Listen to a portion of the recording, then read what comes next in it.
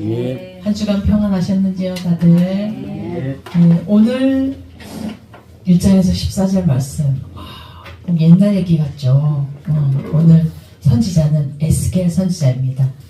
에스겔이라고 들어본 적 있으실까요? 들어보기도 했는데 어떤 선지자였는지를 모르는 사람 많을 겁니다. 에스겔은 제사장의 아들이었습니다. 그런데 제사장 직분을 받지 못했어요. 왜냐하면 제사장이 될 나이가 됐을 쯤에 바벨론 포로로 끌려가게 됩니다. 포로 생활 속에서 하나님의 말씀을 전한 선지자가 바로 에스겔입니다. 포로로 끌려간 사람은 가난한 사람이 아니었고 그 귀족이나 높은 계층의 상류 계층에 출신있는 사람들이 포로로 끌려갔습니다. 그래서 제사장 가문이었던 에스겔도 그렇게 바벨론 포로로 끌려가게 됩니다. 그렇다면 비록 포로 신세로 살고는 있지만 유다에서는 상류 계층이었던 사람들이 선지자 말을 잘 들었을까요? 굉장히 듣기 싫어했을 겁니다. 이전에도 하나님을 잘 섬기지 않았던 사람들인데 포로로 끌려가서라고 해서 갑자기 하나님을 잘 믿었을까요? 그러지 않았을 것 같습니다. 그렇지만 에스겔은 계속해서 하나님이 주시는 말씀을 심판의 계시의 말씀을 계속 전합니다. 에스겔은 그렇지만 함께 있는 포로 신세의 유다 상류사의 사람들 계층의 사람들에게서는 하나님의 심판을 전하는 에스겔에게 절대적이었습니다. 오히려 그쪽 사람 아니야? 하고 의심도 받게 했습니다. 선지자로서는 환영받지를 못했습니다.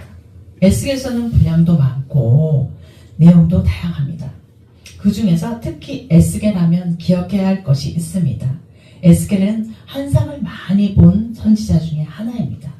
환상의 내용은 에스겔서에 등장합니다. 환상의 내용은 대부분 예루살렘 멸망과 회복이었습니다. 사실 포로로 잡혀간 사람들은 자신의 포로 생활이 금방 끝날 줄 알았습니다. 그래서 예루살렘의 멸망을 외치는 에스겔 말을 믿지 않았어요.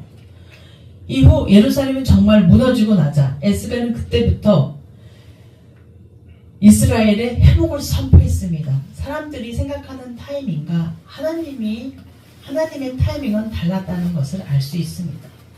오늘은 에스겔의 본 마른 뼈가 살아나는 일을 통해 하나님께서 이스라엘을 어떻게 회복시키는지 보고 우리의 말씀을 통해 새 힘을 얻으시길 바랍니다.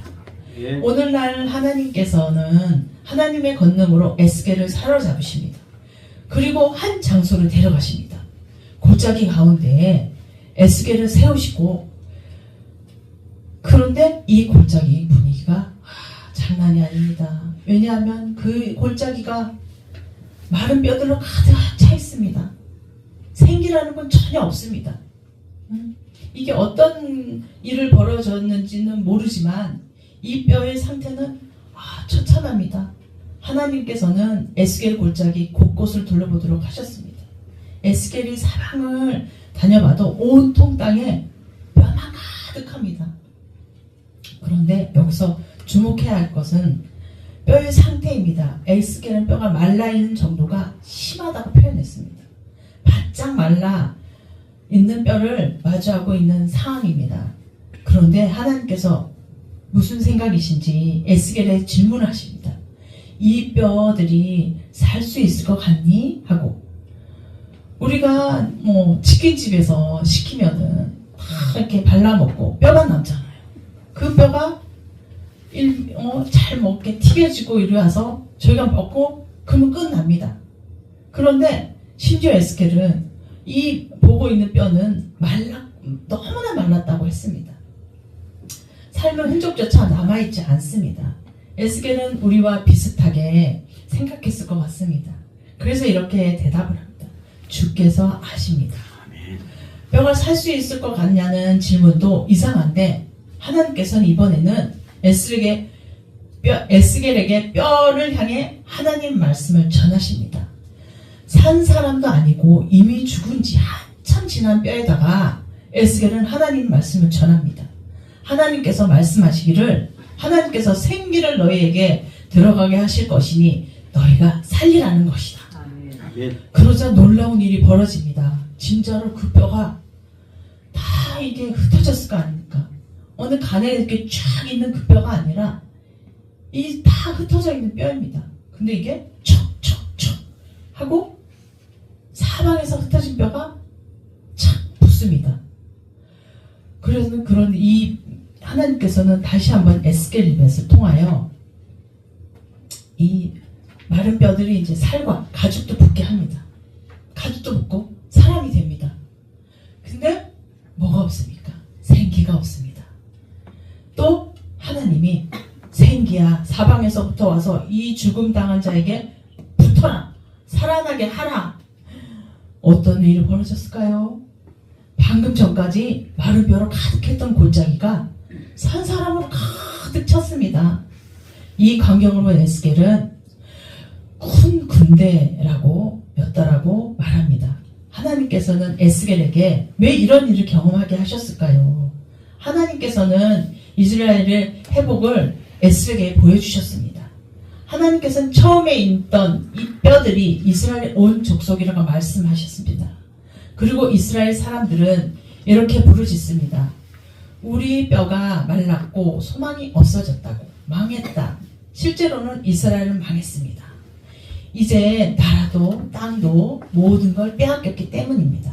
그런 상을 마른 뼈로 보여주신 것입니다. 하나님께서는 마른 뼈가 살아나는 것을 통해 이스라엘 회복을 말씀하셨습니다. 하나님께서는 약속하셨습니다. 하나님의 백성들이 무덤을 열고 무덤에서 나와서 이스라엘 땅으로 다시 들어가게 해주신다고 약속하셨습니다. 그리고 하나님의 영을 하나님의 백성 속에 두어 생기가 들어간 마른 뼈처럼 살게 하겠다고 말씀하십니다. 아멘. 그런데 이스라엘의 회복보다 더 중요한 것이 있습니다. 반드시 이스라엘 온 족속이 기억해야 할 것입니다. 그것은 바로 자신들을 포로 생활에서 건져주시게 살게 하신 분이 하나님이시라는 사실입니다. 온 이스라엘 족속은 하나님을 알아야 할 의무가 있습니다. 하나님이 알도록 하기 위해 하나님께서는 이 모든 일을 이루실 것입니다. 이스라엘이라는 나라는 아수르와 바벨론에 의해 멸망했습니다. 보문과 같이 나라를 잃고 고통이 마른 뼈 같았을 것입니다. 비록 이스라엘 고통 속에 있지만 하나님께서는 엄청난 약속을 해주셨습니다. 바로 예루살렘을 회복해 하신다는 약속입니다. 그리고 이스라엘은 이 모든 일이 하나님으로부터 이루어졌음을 알아야 합니다. 아멘. 하나님께서는 하나님을 섬기지 않는 이스라엘을 심판하신 분입니다. 하지만 동시에 하나님은 이스라엘을 돌아오게 하실 계획도 가지고 계십니다. 그리고 반드시 그 일을 이루실 분입니다. 하나님은 하나님의 자녀의 고통을 모르는 척 하지 않으십니다.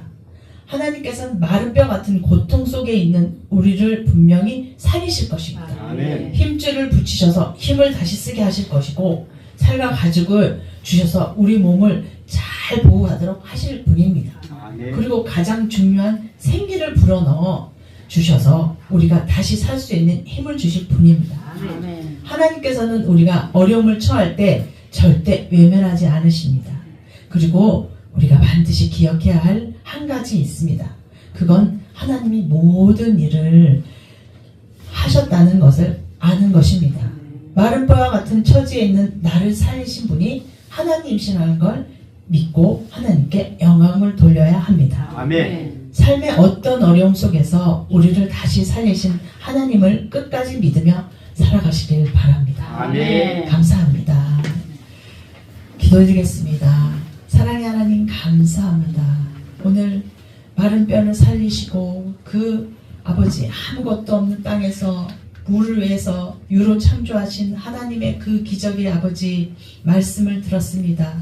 아버지 저희들도 에스겔처럼 아버지 하나님 말씀을 전하는 저희들 되게 하여 주시옵고 한 주간 아버지 하나님의 영광만 있게 하는 유리보든교회 아버지 청년들이 다 되실 것을 믿사오며 나사렛 예수님 이름으로 기도 올리옵나이다. 아멘.